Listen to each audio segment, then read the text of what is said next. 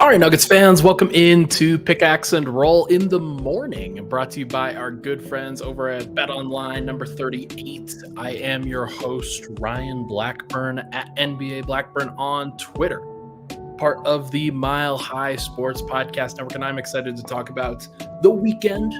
Denver played games on Friday and on Sunday against the Boston Celtics. Celtics went big in the Sunday one. I'm sure that very few people caught that one because that one started at 8 o'clock in the morning yesterday. I didn't do a podcast after that because I'm doing a new schedule for the podcast. We'll kick off with that at the top here. Monday, Tuesday, Thursday, Friday. That is when you will see me go live at 10 o'clock in the morning on the Mile High Sports YouTube channel. I decided to do that to sort of differentiate from Locked On Nuggets, where I am also on. I did a show late last night with Matt Moore, and we covered some of the same topics, but kind of did it in a different way because it's more back and forth, a different kind of pace, different kind of conversation.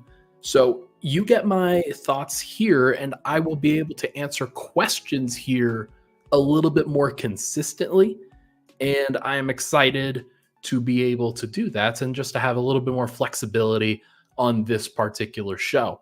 So you'll make sure to see that. I also have some things that are eventually going to go up in the office here. Got some covers. Unfortunately, there's a lot of glare, as you can tell, for this particular one. So there's this one.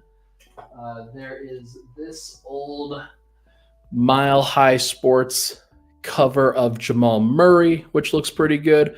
I think what I'm going to do is I'm going to take the glass off of these and then display them behind me like this. But as you can tell, like if you're looking at this, there's the light that I use. It's not great. So I'm going to take the glass off eventually. That will happen. Those will go up at some point here. But you might also see me in the Mile High Sports studio. I'll probably be in there a little bit more frequently as well. So yes, I will still be asking questions, but you're going to get a couple of different scenes, couple of different backdrops for me, maybe a little bit of different mic quality as well. That will be tremendous. Okay, we're going to get into this really quick, but first I want to let everybody know that this podcast is brought to you by BetOnline, the world's most trusted betting platform and your number one source for everything football. BetOnline has every stat, every matchup, and even live odds and spreads to bet on during the games. Do you think you know your stuff? Get in on the $200,000 MegaContest and pick 5 games against the spread every single week for your chance at weekly prizes and a share of $200K. When the game's over, head on over to their online casino if you want. Head on to the website today to get in on the action. BetOnline, the game starts here.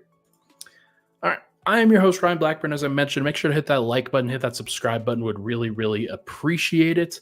Let's get into what happened on Sunday really quickly. And then I'm going to do a little bit of takeaways on the starters in the second segment and the bench in the third segment. The bench, obviously, that to me is the most glaring issue for the Nuggets. And part of that is because I think the starters are looking pretty good. Are looking pretty good for sure. And that's where we should start at this point. Nikola Jokic looked tremendous. He was 1 of 1 in that particular game. 20.7 rebounds, 3 assists, just felt and looked really good in that matchup. Obviously, he's going up against guys like Luke Cornett, Xavier Tillman. You're expecting Jokic to look good. There's no doubt about it. But you always want to be able to see when he takes over in these moments, and can he do it in specific circumstances on a whim, just like changing the flow, changing the momentum of the game. And he obviously still has that in his bag. There's no question in my mind. 19 of 24 for Denver in the first half of that game against the Celtics. And I think that that's one thing to really monitor. But Denver has, they lost 130 to 104. And how do you do that when you get 24 free throws in the first half?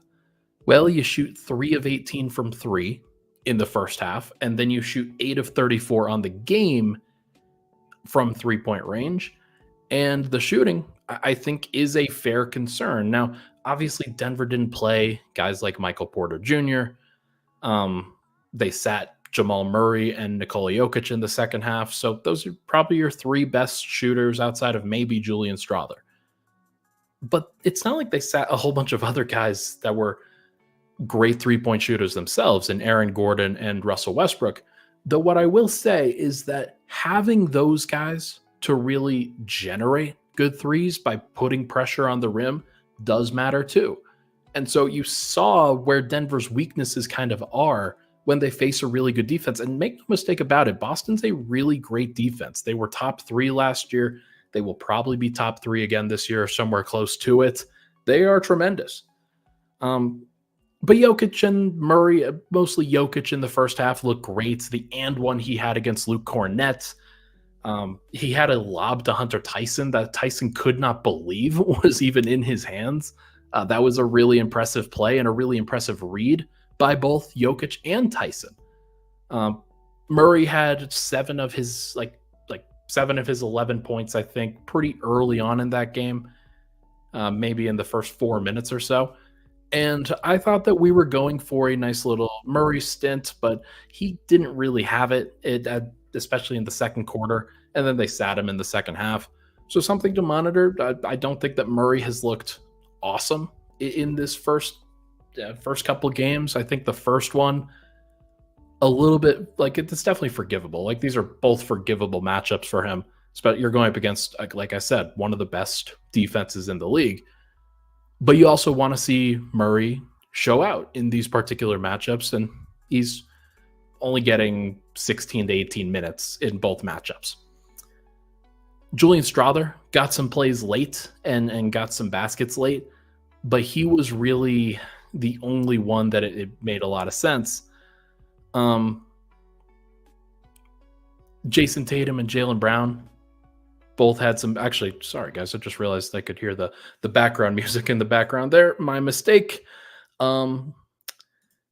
Jason Tatum, Jaylen Brown each had some good games. They went at Denver and their wings pretty consistently. Christian Brown, I thought, was fine on defense this time around. There were some good defensive possessions that he had, and there were some times where he got scored on, which that happens. Like, I'm not going to sit here and demand that Christian Brown is the best defender of all time out of the gate, and you should not either.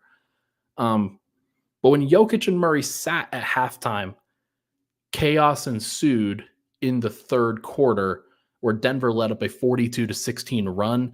It was 33-8 at one point and just looked pretty gross. I think that is a little bit more indicative of Denver's depth issues than other people do. And that's fine. Other people are obviously allowed to have their own opinions. This is just me sharing mine. But I thought that was important. And I don't think that it's necessarily something that you just throw away entirely because Denver didn't have their players. And yet you have to mention that in the second half of that game, the only starter that played was Christian Brown, who wasn't a starter last year.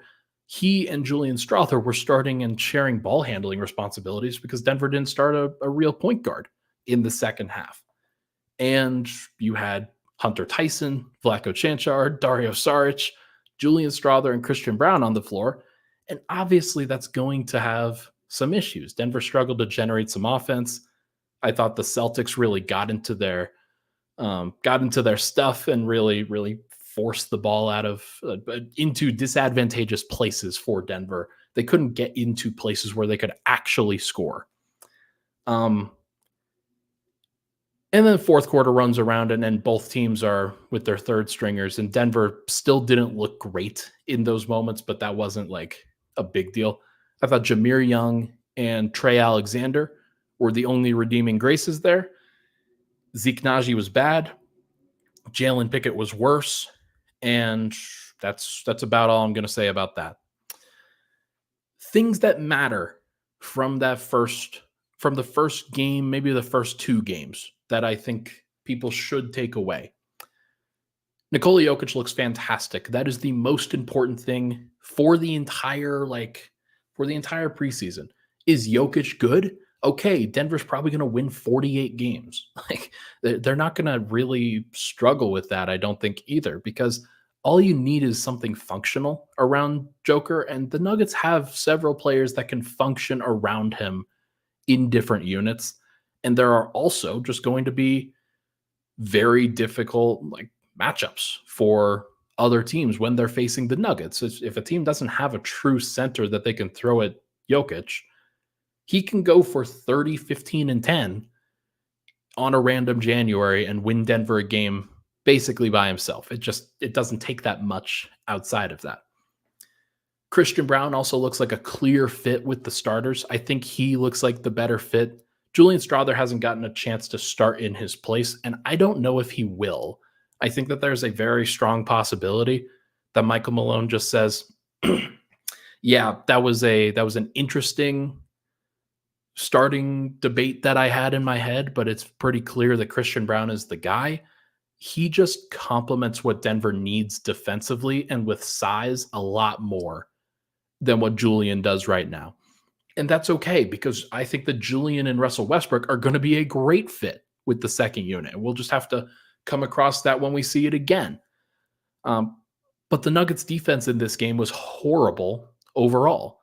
And part of that is because you're facing some really strong Boston players in Jaylen Brown, Jason Tatum, Derek White, Drew Holiday, Sam Hauser, and Peyton Pritchard off the bench. That's a really potent offense. But I think that Denver, they were not connected. They were not athletic enough. They were not strong enough defensively. And when the effort doesn't match what you need, that's going to be where some issues happen. I think in general, this game would be more emblematic of what it looks like for Denver when they're missing a couple of guys. Where, hey, you got to kind of commit to one end or the other. You can't commit to both when you don't have your guys. Jokic and Murray would be committing to the offensive end. It's going to be hard to ask them to commit to the defensive end as well when there's already players that are missing. So I think the degree to how bad the depth players played does matter. That they played badly against the Celtics was expected because the Celtics, especially with the players that they were playing, are really good. But the degree to how bad it was tough. Okay, I'm being hailed in the comments section to answer a question. Is a wave and stretch possible for Zeke Naji? Yes, but you're going to have to pay him for 7 years at like $3.5 to $4 million. So that's the choice. Actually, wait, no, he's under contract for 4 years. Like this is the first year of his official deal. So no, if you waive him right now and stretch his contract, you will have to pay him roughly $3.5 to $4 million for 9 years. So keep that in mind. Denver needs to be able to survive for, like, if they want to waive and stretch, then they probably need to wait. But look, Zeke is one of those guys. We'll talk about him in the third segment for sure, but it does not look good. And the fact that we have to talk about him so far down the line is a problem. Like I said, the degree to how bad the depth guys played was an issue. The fact that they were bad against the Celtics is not what I'm concerned about. What I am concerned about is the issues that Denver faces whenever there is an absence. And there will be absences this year. It's going to be hard for Denver to stay healthy. If they don't have absences, they're going to need guys to get some rest games. And when Denver has players filling in, it's going to get even tougher. And then there's some turnover issues that I would point at. 23 in the first game, 20 in the second game. Obviously, some of that is because Jokic is kind of a high turnover player because of how much he handles the basketball, but he is actually pretty low turnover. Russell Westbrook will be a high turnover player in all likelihood. It's when other guys start getting the turnovers wrapping up that can get to be an issue. So we'll have to monitor that for sure. Here's what doesn't matter. The final score, as it relates to Denver's finals chances. On Saturday, I put out like an official prediction that I think the Nuggets are going to win a championship, and I think they're going to beat the Celtics. I think that that's what I would pick: Nuggets over Celtics in 6. And this does not change that. Like these two matchups, that is not how that works. I think that Denver has some real issues that they need to address. I think that there are some things that could be potential pitfalls that I like to discuss, that I want to make sure is out in front so that people understand what that looks like and what that feels like.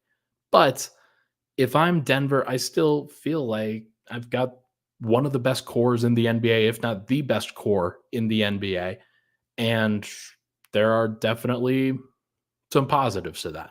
So there's stuff that the Nuggets have to figure out. And especially with their second unit, they're going to have to figure it out quickly. And they're going to have to stay healthy. Do I think that this game affects that mentality? No, I do not. Okay, let's take a break. When we come back, we are going to chat about the starters and some takes from Abu Dhabi for each of the Nuggets 5 starters so far. We will be right back on Pickaxe and Roll.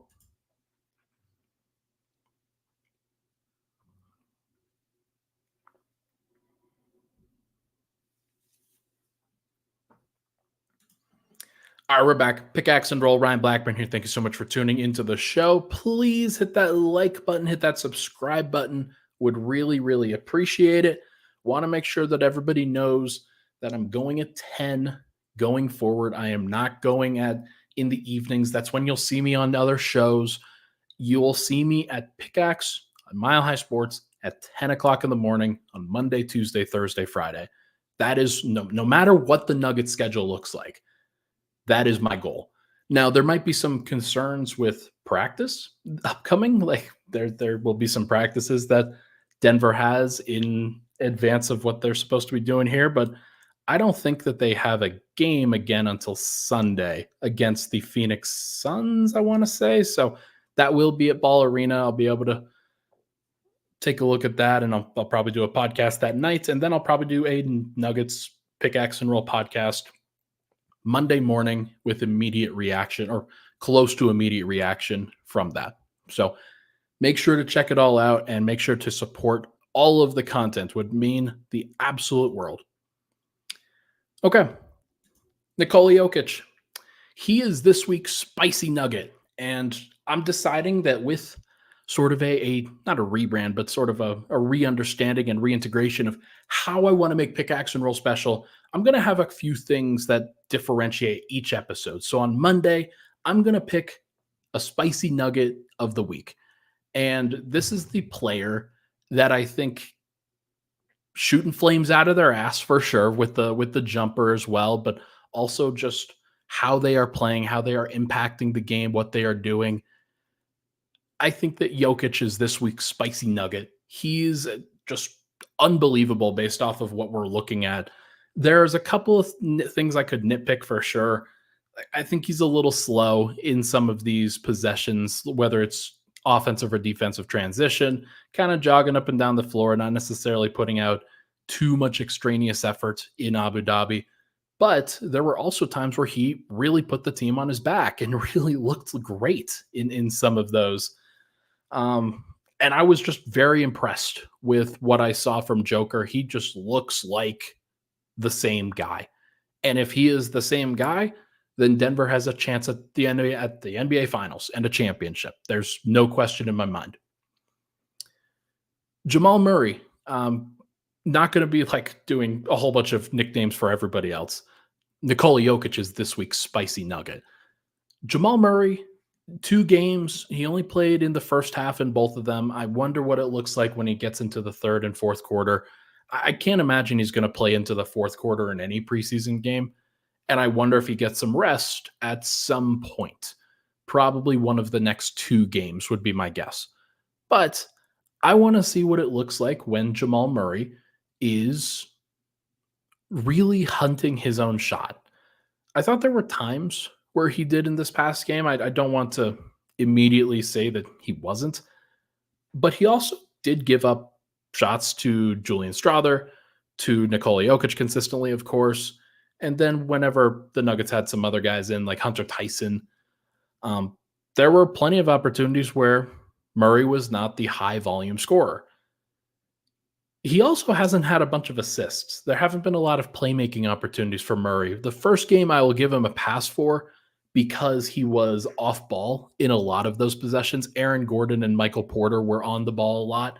They were doing a lot with their own personal creation, and there just weren't a lot of assist opportunities for Murray. But I do want to see what it looks like when he's really taking control of the offense. You don't want them to hijack the offense, but you want them to take control. So there were some good possessions, and I do agree with Noam Chomsky here. Driving, hitting mid-range threes, decent defense. I'm not worried it's preseason. I agree. Like he's hit a couple, he's hit a three in each of the games. He had a really nice dribble drive after kind of a kick out, and then he drove the lane and hit a bank shot floater. So I think that's like he more than anything, he just looks like he's athletic enough and in pretty good shape and in a position where if you wanted him to sort of take over, he could. There were times last year where you didn't know if that was the case, where if he was in a good enough position to be able to do that. Obviously, time will tell throughout the season, and how Murray looks in October is going to be entirely different or mean entirely new things than how Murray looks in April and May and hopefully June. So I'm curious to see what it looks like here. Christian Brown, DJ Seahawk asks, Ryan, I got a quick question. How does CB look for his 3-point shooting / shooting overall? Did he make a three in the first game? I don't remember if he did. I think he did a lot of other things. He had like 5 rebounds, 3 assists, had a steal and a block in 13 minutes. I don't know if he made a three. In this last game, he went 0 of 4 from 3. And that to me is going to be emblematic sometimes of what it looks like with him. I think he's going to get hot at some point. I don't want to sit here and say that he's going to be amazing from 3, but I do think the shots that he gets when Porter's out there consistently, when Gordon's out there consistently, Murray and Jokic are running their 2-man game, he's going to be in the corner a lot, and they're going to leave him open. That's going to be what the defense, like what the scouting report says. They're going to be like, hey, we have to choose who we're going to allow to score. And I think Braun is going to get some opportunities there, just like KCP got some opportunities there. They thought that oftentimes teams thought that a corner 3 for KCP was the best thing that they could give up in a situation.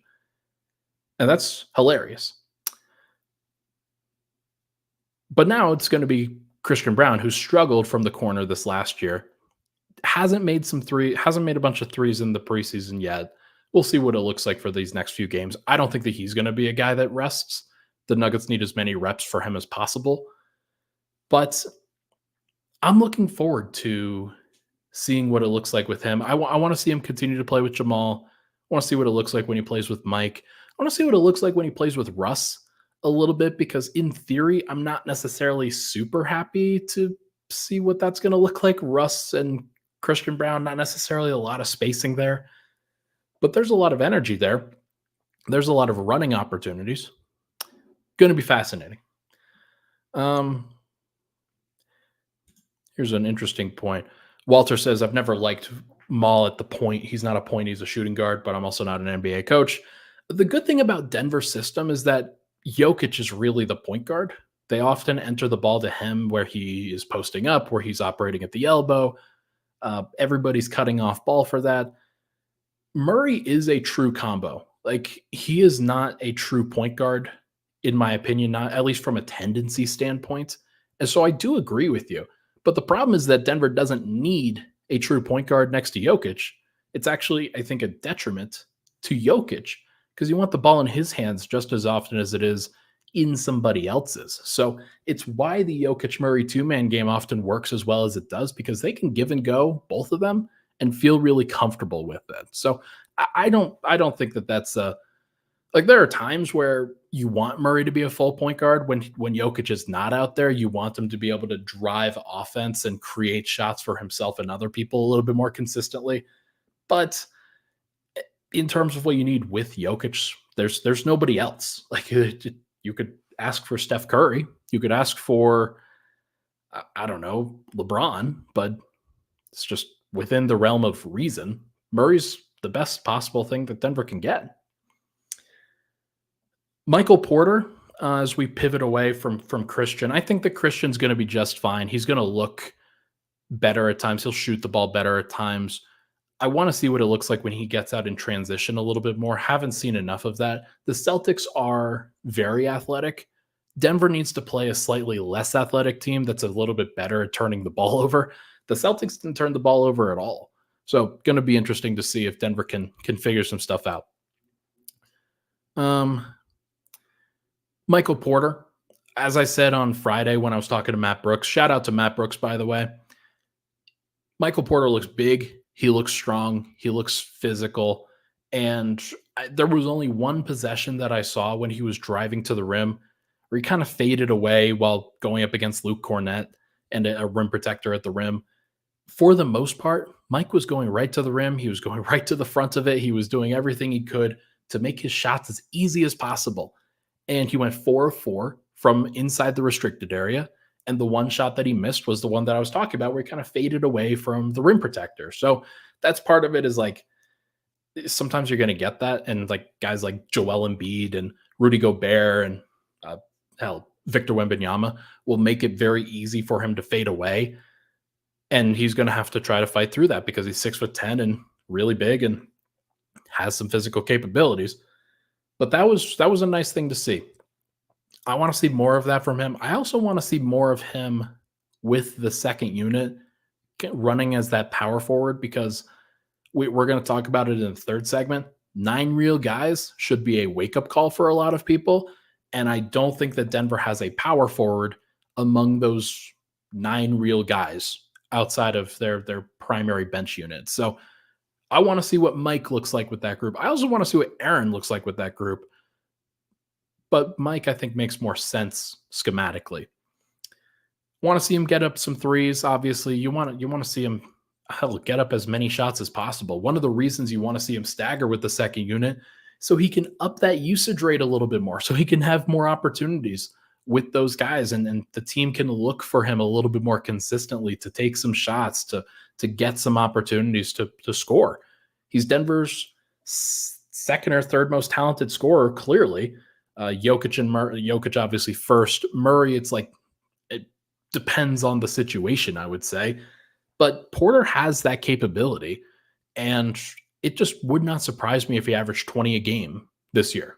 But he has to be staggered, and they have to up his usage. There's no question about it. And finally, Aaron Gordon, really looking to expand his game a little bit. He was taking a lot of jumpers and some bad jumpers in that first game. Obviously, he didn't play in the second game. I thought his defense against Jaylen Brown looked really good. Christian Brown defended Jason Tatum. Aaron Gordon defended Jaylen Brown. And that was a good matchup for him. Like it made a lot of sense for him to be on that particular matchup. And because Jaylen Brown is very physical and Aaron Gordon does a nice job against physical players. So liked what I saw from Aaron Gordon in the first game defensively. And I think one of the reasons why Denver struggled in the second game defensively was because he wasn't there. So would love to see what it looks like going forward with him. And also, like I said, let's get some bench moments where he's playing with Saric, where he's playing with Russell Westbrook, and see what it looks like from a schematic standpoint and a feel standpoint. I think we could be pleasantly surprised with that. Also, one thing that I continue to see from people is that if you stagger a player's minutes, then they're automatically going to go higher. There's automatically going to be more minutes played. Yes, if Denver decides that they also want to play those guys normal starting rotation minutes. If they're not, if Michael Malone is willing to sort of adjust some things, bring those guys in a little bit later in the second quarter again, there's some things I could show visually with the rotation charts that make some sense there. But I don't think that if they decide to stagger Michael Porter or Aaron Gordon or whoever, Michael Malone doesn't necessarily have to play those guys 34 minutes a game. He could play them 32 and leave it at that. And that's just like what they were playing previously. So I think that there is a world where Denver can stagger and be very effective with it. Is he going to stagger Murray? That to me is a bit of a different question. So we will see what happens. But when we come back, we're going to talk about the bench a little bit more. I've got some takes to fire off, and I know people were mad at me for talking about the bench in a negative way. Newsflash, it is going to be difficult this year. Despite the fact that Denver has some upgrades, they are still thin. We'll be right back on Pickaxe and Roll. But first, I want to tell everybody about number 38, who have been doing a great job of hosting all of these Mile High Sports watch parties. And as we get into basketball season, there will be Mile High Sports watch parties at number 38. I love it because you can go inside or outside. If the weather is good, they'll open up the patio area, and there's some very comfortable chairs, very comfortable seating, and just a great opportunity to watch the game on like a 200-inch screen on a projector. It's great. The other opportunity is just to be indoors and be very close to the bar. There's very many opportunities to go get some drinks, go get some food, lots of great selections there. You will not regret your time at number 38. And if I'm also there, come up, say hi, would really appreciate it. That's what this is all about. When we're running our watch parties, we want to meet you. We want to do everything we can to make that experience valuable. Number 38 in Rhino, and let them know that you came from Mile High Sports.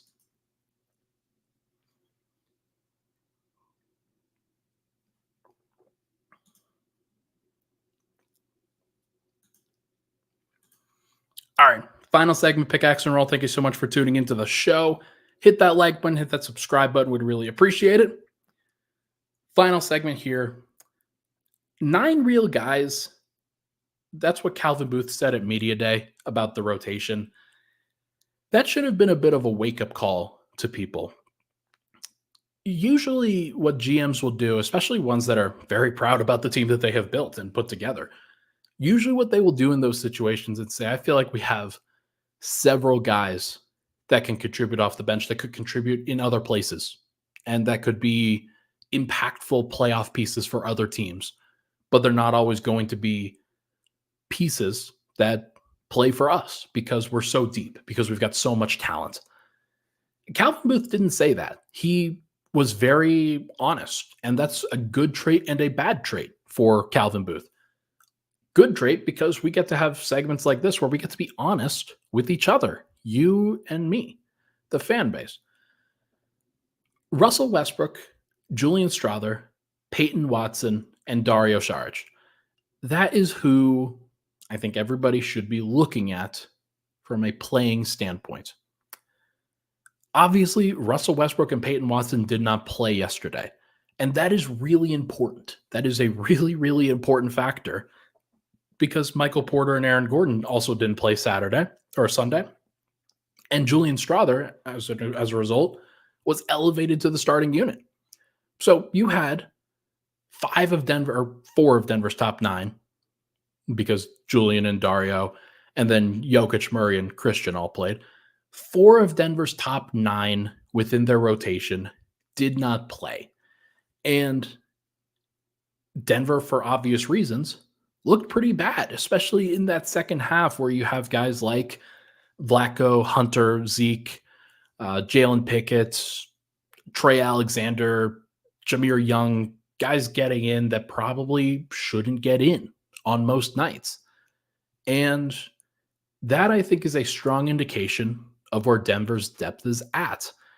There will be nights where guys like Hunter Tyson, Vlatko Cancar, maybe even Zeke Naji, where those guys make a positive impact.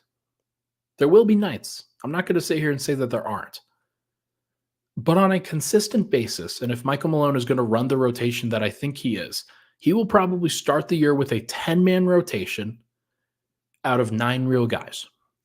I'm going to guess that Hunter Tyson is an opening night rotation guy. I think that he has played pretty consistently for Denver. There's been some opportunities where he's missed a couple shots, where he has looked not necessarily great defensively, but he's working hard. He had 10 rebounds yesterday. There is some good that he is doing, and I think as a floor spacer can really help in certain situations, but probably not in the playoffs, and probably not in a lot of these situations where, as Calvin Booth says, you just need 9 real guys.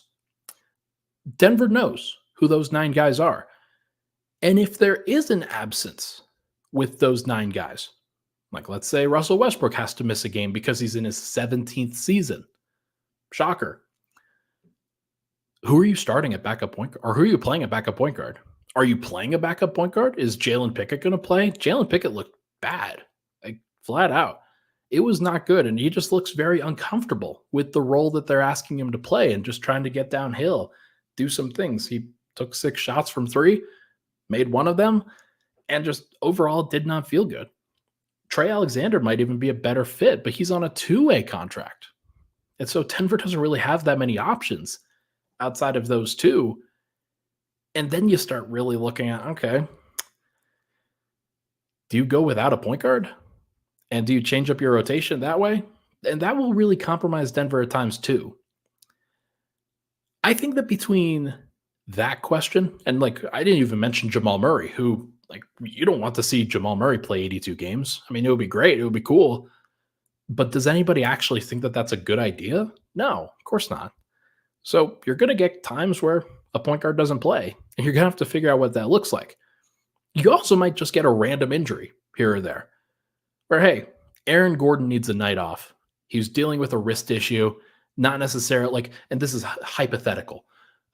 Aaron Gordon needs a night off. Okay, well, you can elevate Peyton Watson pretty easily into that spot.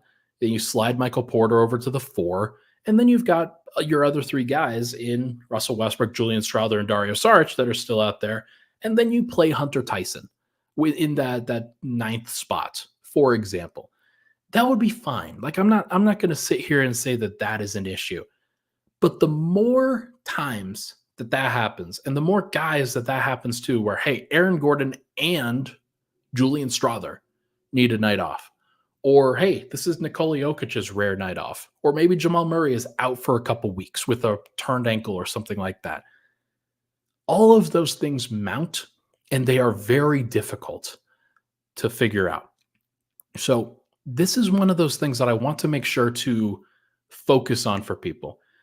I think that Denver's top-level core, their top 4 guys, Jokic, Murray, Porter, Gordon, should be capable of winning 60 games. Full stop. They have the talent to do that. That is how capable they are if the depth around them was good. But the depth around them is not good to the point where there's not a lot of margin for error. And you saw it last year where despite the fact that Denver won 57 games, they were really running on fumes by the end of it because they were trying to make up for the fact that Murray was out for for 23 games. And whether it's Murray this time, or maybe it's Jokic, or maybe it's Porter, or maybe it's Gordon, like I don't know what it's going to be. I'm just going to assume that it's going to happen. So some positives. Russell Westbrook and Dario Saric, I think, is going to be very helpful. DJ Seahawk says here's hoping Russ and Saric can help the bench. I think they will. I don't see any reason why they shouldn't. Saric already looks like the kind of guy that can help you win on the margins with when Jokic is sitting. He's not always going to be like a minus 12 like it was last year for Denver when Jokic left the game and then came back and the game was tied after they had built a first quarter margin. That is the most common thing. Saric will help with that. I think does a really nice job of playing smart basketball, trying to take advantage of switches. But he's another guy that you don't necessarily want to have to do that for 82 games. I worry about him from a physicality standpoint, a longevity standpoint, that if you ask him to do that for 82 games, then the Nuggets are not going to get that in the playoffs. Full stop. It's just too much to ask for any one player to do that, especially the burden that a backup center has in Denver's system. Russell Westbrook, kind of the same thing. I think he'll be like, you want him to go all out for the regular season and then figure it out in the playoffs. That's, I think, a fair ask for Russ. And I think that he can do some helpful things. The missed layups were an issue in the first game, but everything else that he did was really good. You're going to get some turnovers that are built into it, but if he has 8 assists, 3 turnovers is a fair price to pay.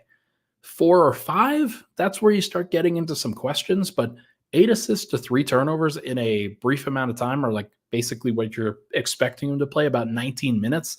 Very reasonable. Julian Strawther, I thought he had some nice shooting games, nice scoring games in these last 2 against Boston. But I also think that the defense with him, he's going to need to figure some stuff out. He's one of the weak links for Denver on defense. He can't be losing his man as consistently as he did. Sam Hauser was the guy that he was covering primarily. In this last game, Sam Hauser went 6 of 7 from the field, 3 of 3 from 3. It wasn't only Sam Hauser, and it wasn't only Julian Strawther guarding Sam Hauser, but if that's your primary assignments and they're running you off of screens, you got to get through them. So something to think about. And then Peyton Watson, we haven't seen yet. I continue to maintain that this is going to be something to monitor with his shooting and his actual role within the team. Peyton Watson is going to have a difficult time assimilating with the bench unit, having missed training camp and these first 2 preseason games. Obviously, everybody's going to try to help him get up to speed. Russell Westbrook especially will do that. And that's a great thing about Russ. He's going to really look out for the development and the betterment of Peyton Watson. But is that going to be a thing that you can count on initially in the season? Kind of like with what Christian Braun had last year, where he was out for the entirety of preseason, still played 82 games, but initially didn't look good. So I think that the Nuggets at this point are trying to figure some stuff out with that second unit. They're going to have to go through different iterations of it. I am curious what it looks like if they decide to stagger Murray with that 4-man group. Russ, Jamal, Julian Strawther at the 3, Peyton Watson at the 4, Dario Saric at the 5. Basically, you go from relatively big at all of the positions to relatively small at all of the positions. Murray would be an undersized shooting guard. Strawther would be an undersized 3. Peyton would be an undersized 4. And Dario's already kind of an undersized 5. So Denver does have this advantage of physicality and size on their second unit. I want to see them maintain that by having Michael Porter out there to play the 4, where he's like he's a solid sized power forward. But then Peyton Watson's a big 3. Julian Strawther's a big 2. And then you take advantage of the fact that Russ is the player that he is and can create for some of those guys. So that would be my goal for this upcoming next few games. I want to see what a staggered bench lineup looks like, what an actual rotation looks like from Michael Malone. Don't stagger Jamal Murray. It doesn't make as much sense. Stagger Michael Porter, build those lineups out surrounding Russ with shooters and spacers, and see what you can do.